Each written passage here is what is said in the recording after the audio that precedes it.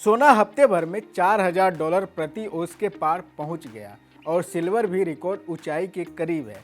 Platinum इस साल अब तक करीब 80% ऊपर जा चुका है, लेकिन सिर्फ कीमती धातुएं ही नहीं, इंडस्ट्रियल मेटल जैसे कॉपर और अब एल्यूमिनियम भी निवेशकों की नज़र में आने लगे हैं। एल्यूमिनियम को अक्सर नज़रअंदाज किया जा रहा था, लेकिन अब तक अगले कॉपर की तरह निवेशकों को ध्यान खींच सकता है। यह सिर्फ हल्का मेटल नहीं, बल्कि इलेक्ट्रिक व्हीकल, सोलर पावर और डेटा सेंटर जैसे तेजी से बढ़ते क्षेत्रों में इसकी मांग लगातार बढ़ रही है।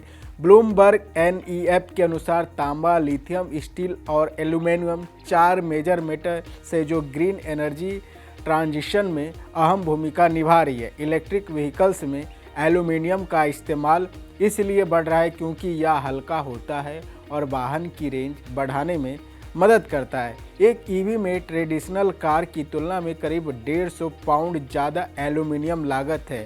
सोना एनर्जी सेक्टर में भी एल्यूमिनियम का इस्तेमाल तेज़ी से बढ़ रहा है। डेटा सेंटर और पावर लाइंस में यह कॉपर की जगह ले रहा है क्योंकि यह सस्ता, हल्का और पर्याप्त कंडक्टिविटी रखता है। लेकिन सप्लाई को लेकर स्थिति टाइट है। एल्यूमिनियम बनाना बेहद एनर्जी इंसेंटिव प्रोसेस है।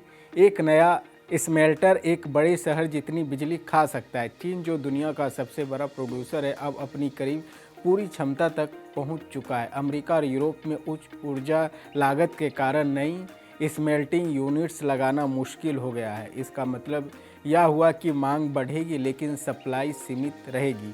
सिटी बैंक के अनुसार 2027 से एल्यूमिनियम की वैश्विक कमी शुरू हो सकती है। वुड मैकेंजी का अनुमान है कि 2028 से लेकर कम से कम 5 साल तक डेफिसिट रहेगा। ऐसे में एल्यूमिनियम निवेशकों के लिए आकर्षक बन रहा है। फिलहाल एल्यूमिनियम से जुड़े स्टॉक जैसे ETF काफ़ी अंडरवेटेड है। अल्कोआ और नॉर्स्क हाइड्रो जैसी कंपनियां अगले 12 महीने की कमाई में के मुकाबले सिर्फ 13 गुना PE पर ट्रेड कर रही है, जबकि कॉपर कंपनियां करीब 30 गुना PE पर है।